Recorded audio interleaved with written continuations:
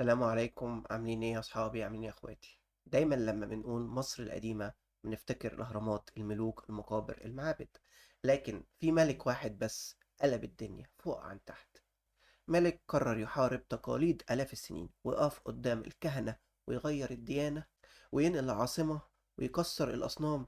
ملك وصفوه بالمجنون، ومنهم اللي سماه المصلح، ومنهم اللي شايفه كان مجرد حالم.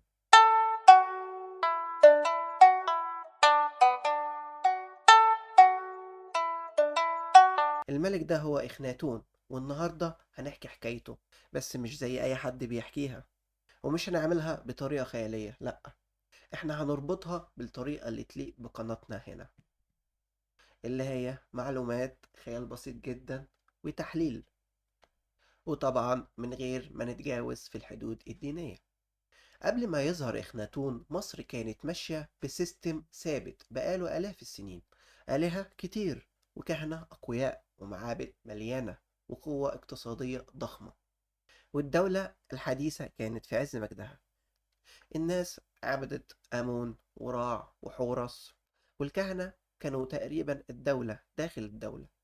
فالملك اللي هيجي لازم يمشي على نفس الخط. ولكن فجأة مصر ولدت ملك هيغير كل حاجة، هيغير التاريخ. الملك ده اسمه إخناتون. إخناتون اسمه الأصلي أمنحتب الرابع، ابن الملك القوي أمنحتب الثالث. اتربى في قصر مليان نعيم، بس كان مختلف. كان سايب الدنيا ورايح في اتجاه روحاني وتأملي وفلسفي. ولما مسك الحكم أول سنة كان عادي، لكن مع الوقت ابتدى يظهر تمرد داخلي. لقى نفسه مش مقتنع إن الآلهة دي كلها حقيقية، وكان شايف إن في قوة واحدة بس، أكبر وأعظم ومصدر كل النور. ومن هنا بدأ الصدام.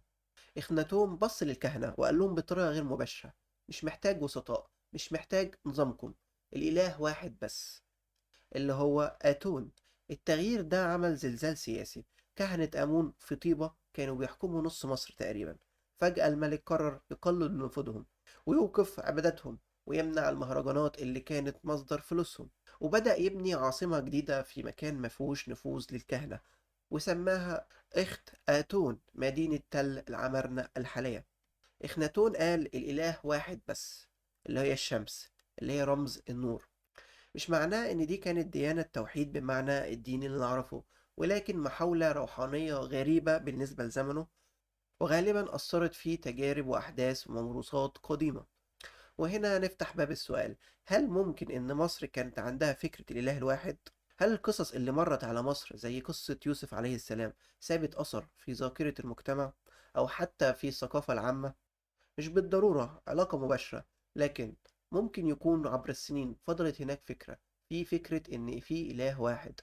خلينا نقولها بوضوح: إحنا مش هنقول إن خناتون اتأثر بالدين السماوي، لكن ده كلام ملهوش سند. لكن نقدر نقول إن مصر نفسها كانت أرض القصص الكبيرة، ومنها قصة يوسف اللي حصلت قبل عهد إخناتون. سيدنا يوسف جه في زمن كان فيه ملك، وكان فيه إدارة، وكان فيه مخازن وغلال. ومصر اتعلمت منه الحكمة والتعامل مع الأزمات، وإن في نبي مشى في شوارعها واتكلم عن رب واحد، اللي هو الإله. المعلومات دي مش شرط توصل لإخناتون بشكل مباشر، ولكن تفضل الفكرة نفسها موجودة في العقل. فلما جه ملك مفكر وشاعر ومتمرد، ممكن يكون حس بفكرة الوحدانية من زاوية فلسفية مش دينية. وده اللي يفسر ليه إخناتون كان بيركز على النور كرمز القوة الإلهية، زي ما يوسف علم المصريين وقتها وإن في قوة أكبر من قوة البشر. وعشان ما نخلطش القصص ببعضيها، وقصة سيدنا يوسف مع قصة إخناتون، وللأسف في ناس كتير بتتكلم بتقول إن الاتنين حصلوا في نفس الحقبة الزمنية، ولكن ده ملهوش أي سند ولا أي ريفرنس، ومفيش حد اتكلم عنه بشكل مباشر، وكلها أقاويل وإشاعات. والله أعلم. إخناتون نقل العاصمة وبنى مدينة كاملة، شوارع وقصور ومعابد وتماثيل. كان بيحب يقعد في الشرفات ويبص للشمس وكأنه يتأمل.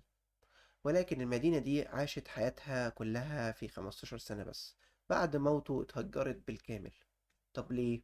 لأن اللي جه بعده كان شايف إن كل ده خطيئة. واللي جه بعده مفاجأة لينا كلنا، واحنا اتكلمنا عنه في الفيديو اللي قبل كده، عن الملك الشهير توت عنخ آمون. واللي رجع عبادة آمون ومسح كل أثر لمدينة العمارنة.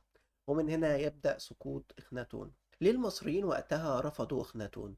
لأنه ضرب اقتصاد الكهنة وغير دين الناس فجأة، ومنع المعابد اللي بتوظف الآلاف، وتوقف الجنود عن كتابة أسماء الآلهة على أسلحتهم، ومنع الناس تحط تماثيل في البيوت. حياة المصريين كانت مربوطة بالآلهة، فلما واحد يجي يقول كل ده غلط، نعبد آتون بس، الناس مش هتتقبل بسهولة. وزي ما مصر بتتبني بسرعة ممكن تتهد بسرعة. نهاية إخناتون: إخناتون مات فجأة، ومحدش عارف اتقتل ولا مات بمرض أو قتل من الكهنة، ولكن كل نعرفه إن كل أثر في عصره اتدمر، اسمه اتشطب من المعابد، وكل تماثيله اتكسرت تقريبا، مدينته اتدفنت، وكأن مصر نفسها قالت الفصل ده مش عايزينه في الكتاب. وده العامل المشترك ما بينه وبين سيدنا يوسف. تقريبا مفيش ولا سطر واحد عن الأنبياء اللي عاشوا في مصر أو مروا بمصر أيام وقت الفراعنة، وكأن مصر نفسها قالت الفصل ده مش عايزينه في الكتاب. لكن الغريب إن بعد آلاف السنين اتكشف إن الراجل ده كان حالة فريدة، ملك مش شبه أي حد. فكرته لسه لحد النهاردة محل نقاش. في الآخر إخناتون كان ملك خارج كل القواعد، مش نبي ومش مجنون، هو ملك حاول يدور على فكرة الإله الواحد. وسيدنا يوسف عليه السلام كان نبي علم مصر معنى الحكمة، معنى العدالة، ومعنى الاعتماد على الله الواحد. الاتنين ما عاشوش في نفس الزمن، ولكن عاشوا على نفس الأرض. أرض بتنقل الحكمة وبتعلم الناس وبتخلي كل اللي يمشي عليها ويسيب أثر في التاريخ. وده طبعا بعيدا عن الناس اللي بتقول إن الاتنين عاشوا في نفس الزمن. طبعا احنا ما عندناش أي دليل، وبالتالي مش هنقدر نقر بأي فكرة منهم. مصر هتفضل مصر، اللي مر عليها نبي ومصلح وملوك، وكل واحد منهم كتب صفحة في القصة الكبيرة اللي لسه مكملينها لحد النهاردة.